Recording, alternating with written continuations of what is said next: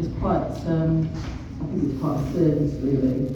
And in that we can provide equipment. We also provide care now, which is quite a new service for us.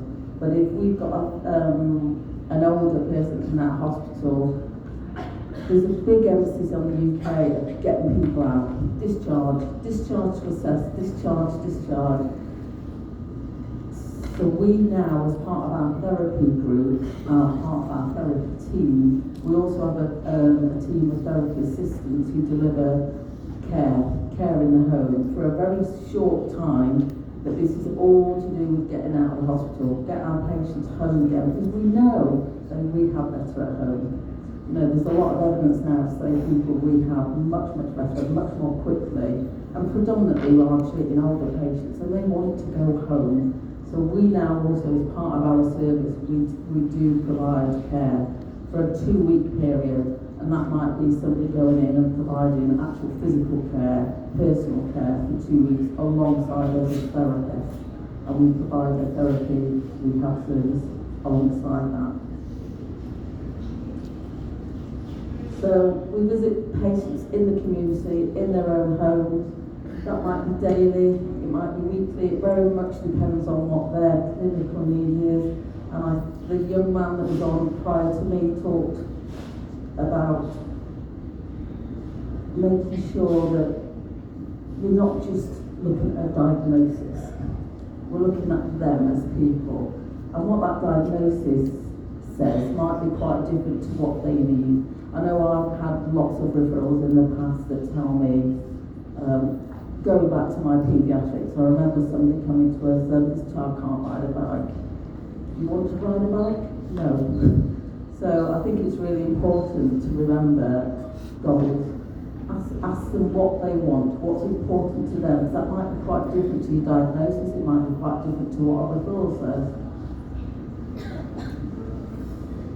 Also, as part of my role, I am involved in triaging patients. What that actually means is that I'll receive referrals coming mostly electronically to our service now.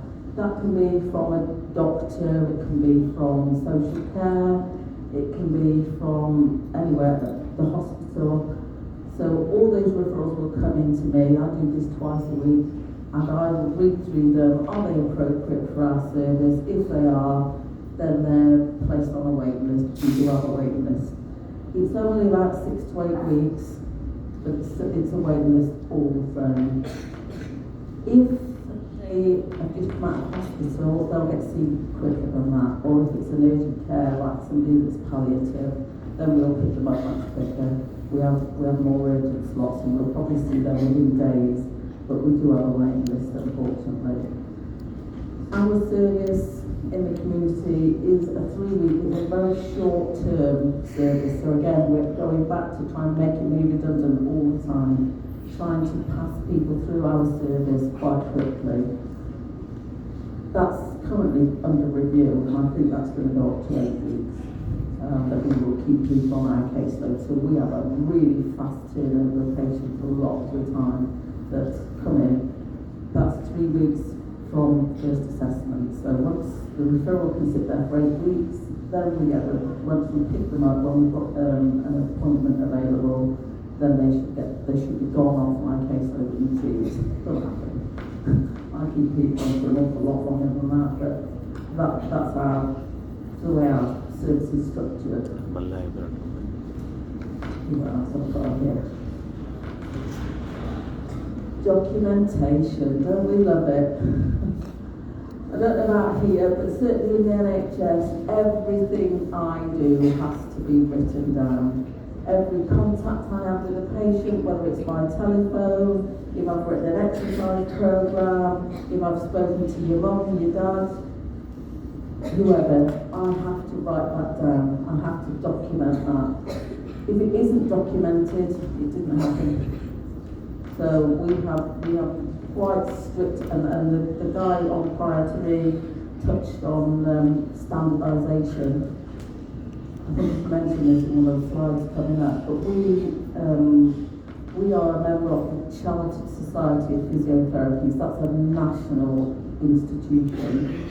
You don't have to be registered with that, but I think most people are. But within that, there are a set of standards, so everything is standardised for us. I think you guys do things differently wherever you are, whereas we have these rules and regulations and guidance, like we have stroke pathways and all sorts of different pathways that we follow nationally.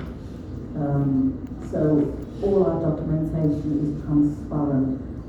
Every other health professional working with the same person we're with can see that. So if Chris and I work in different departments, but if he's written something, I can read what he's written if we've got the same patient. That's right, isn't it? Our notes are digital, and they are supposed to be done within 24 hours. If they're not done within that time, then they're not worth the paper they're written on. So again, and that's standardised. And if I don't do that, then my governing body can strike me off. If my notes are not up to scratch, my governing body will take me to task, and I can be pushed off the register. So it's quite serious. And then along with that, the trust I work for will have their own policies and procedures also.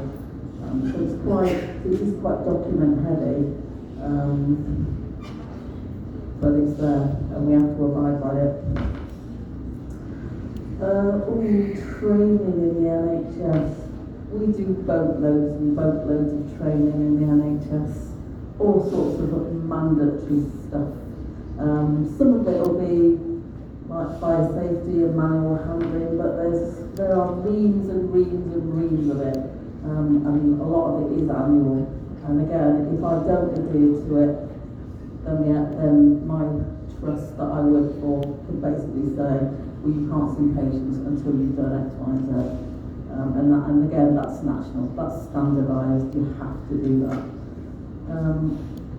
I have to keep up with my professional registrations. Not only are we registered with the Chartered Society of Physiotherapists, but we're also registered with the Healthcare Professions Council. You cannot work in the NHS without being registered with the Healthcare Professions Council. That's not you. I can't work in the NHS or anywhere, I don't think, actually, without being registered on the Health Professions Council.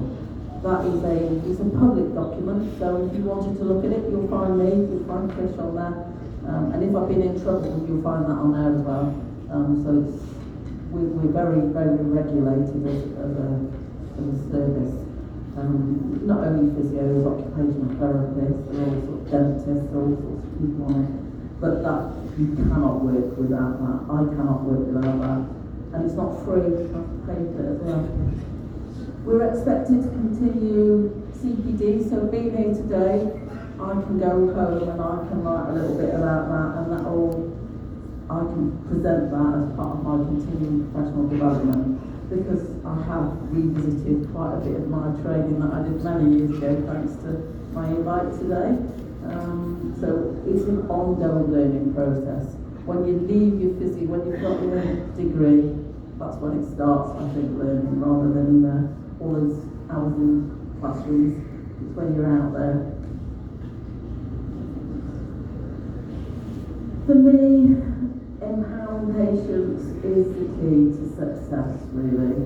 Again, it goes back to making myself redundant. I want to give, one of the lessons I learned working in paediatrics, as a service for we very much, we disempowered patients, because we did everything, parents, we did everything for them. We made appointments at clinics, we sent them to orthotics, we did so much for them. And then in the UK, when you're 18, basically you drop off a cliff, there are no services for you, unlike in children. And what that taught me was empower patients so that they can make their own appointments, so that they can look after themselves, they know best how to treat themselves. And it was a really, really powerful lesson I took away, was to always empower patients. So physiotherapy does involve with patients' needs and technology. I don't even know why I'm writing that. But it is a continual learning. In my 29 years of working in physiotherapy, I can honestly say that I learn something new every single day. Not only from work, I love having students because I learn things from students every day. Just because I've been doing this all the time does not mean I know it all. You know, and some of the techniques that you guys have probably quite different to the ones I use. I mean, the manual therapy stuff that the guy mentioned, I learned all that at college. We don't use it so much in the NHS, but I was pleased to revisit it. I think, well, actually, I probably could incorporate some of those things now. And I think we don't use it in the NHS so much because everything we do is evidence-based. There's got to be a real big evidence base behind it for us to be able to use it. We've got to justify constantly what we do in the UK. And I think that's around funding, the way our services are funded. You've got to prove, actually, this works.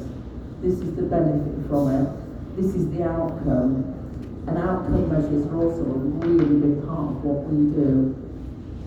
And that goes back to SMART goals. If we went back to the SMART things, if you use a SMART goal, you can then show, well, we started here, this was the goal, this is where we've ended up. So it proves that what I did was right. And you know, what I do isn't always right. Sometimes I get it wrong, and sometimes I think, oh, I'll have to revisit that, and why didn't that work for somebody? And it's okay to not get it right all the time. You know, it's all right to think, oh. And also what works for one person doesn't necessarily work for another. So, I love what I do. I love working in the NHS. I don't think I've got any more to say about it than that, really. Unless you want to ask me anything.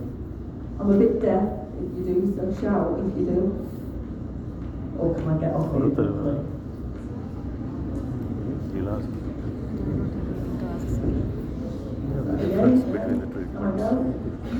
Difference between the treatment in UK and India. Speak now, forever hold your peace. One of them what she feels, the difference she has found. Looks like I'm